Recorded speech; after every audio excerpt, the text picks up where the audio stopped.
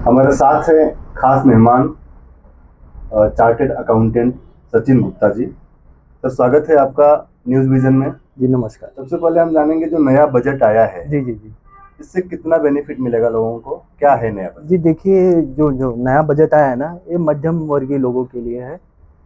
इसमें सरकार ने हमारे लिए जो बहुत अच्छी चीज़ जो निकाली है, 12 लाख तक किसी का इनकम है तो उस पे आज के समय में कोई टैक्स नहीं लगेगा।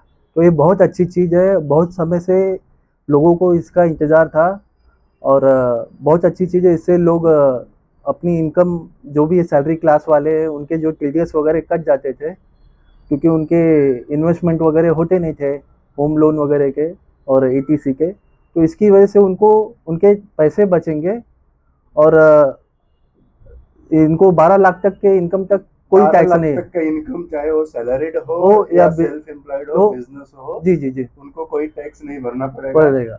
इसमें रिबेट का जो बेनिफिट बढ़ा दिया जी गया जी है, जी जी 12 लाख तक है तो 80,000 तक का बेनिफिट जी देके जी उनको बढ़ डील गया कर है। दिया गया है। 87A में रिबेट लिमिट इन्होंने बढ़ाई है, तो इसके वजह से ये सबके लिए बहुत, बराबर। मध्यम वर्गीय के लिए ये बहुत कब से लागू होगा? जी, ये बजट है नेक्स्ट ईयर से, फाइनेंशियल ईयर 25-26 के एप्लीकेबल है। तो हमारे लिए इनकम टैक्स में असेसमेंट ईयर होता है 26-27, ये नेक्स्ट ईयर से हमें और लागू सरल होगा। शब्दों में कहें तो 1 अप्रैल 2025 से जी जी लागू जी होगा। लागू होगा। 31 मार्च 2026 तक के बीच में जो इनकम टैक्स की जी फाइल जी करेंगे, ये उसके उसके लिए लिए एप्लीकेबल होता है। अभी जो हम लोग फाइल करेंगे नेक्स्ट ईयर में, उसके लिए नहीं, उसके लिए पुराना नहीं regime नहीं पे ही नहीं चलने नहीं, वाला वो है। पुराने में ही रहेगा, ये नेक्स्ट ईयर अच्छा, के इसमें लिए। टीडीएस में भी कुछ चेंजेस किया गया है? जी जी जी इसमें देखिए, टीडीएस में गवर्नमेंट ने 2 अच्छे बदलाव लाए हैं। एक तो जो लोगों को रेंट की इनकम होती है उस पे टीडीएस कटता था। अगर आपको सालाना 2,40,000 से ज़्यादा इनकम होती थी रेंट की, तो उस पे 10% टीडीएस कटता था। तो गवर्नमेंट ने वो लिमिट बढ़ा के 6 लाख कर दी है।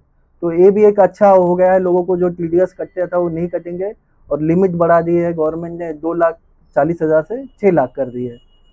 और वरिष्ठ नागरिकों के लिए जो इंटरेस्ट मिलता था, उसमें भी कुछ चेंजेस हुआ जी है? जी जी इसमें भी एक गवर्नमेंट ने चेंजेस लाया है। जो वरिष्ठ नागरिकों को ब्याज मिलती थी 50,000 के ऊपर, जो भी उनका इंटरेस्ट जाता था तो उस पर टीडीएस कटते थे, तो गवर्नमेंट ने वो लिमिट बढ़ा के 50,000 से 1 लाख कर दी है। तो 1 लाख तक का अगर उन्हें जो ब्याज मिलेगा सालाना, तो उस पर कोई टीडीएस नहीं कटेगा।